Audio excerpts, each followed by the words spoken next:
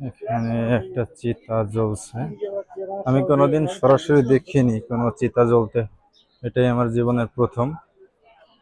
এখানে অনেকগুলো চিতা আছে যেগুলো জ্বলছে। বেশি কাছাকাছি যাওয়া যাবে না।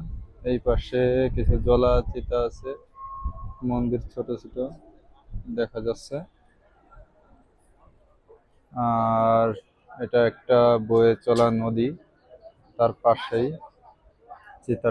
চিতাগুলো জ্বলছে। হয়তো বা ছাইগুলো এখানে বিসর্জন করা হয়।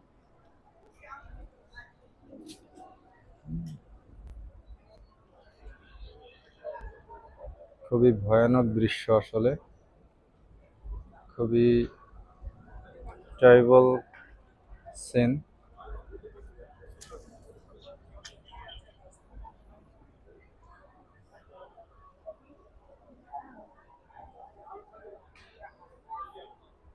লাশ পোড়া যে একটা গন্ধ থাকে, সে গন্ধটাও এই বাতাসে আছে, যেটা আমরা পাচ্ছি।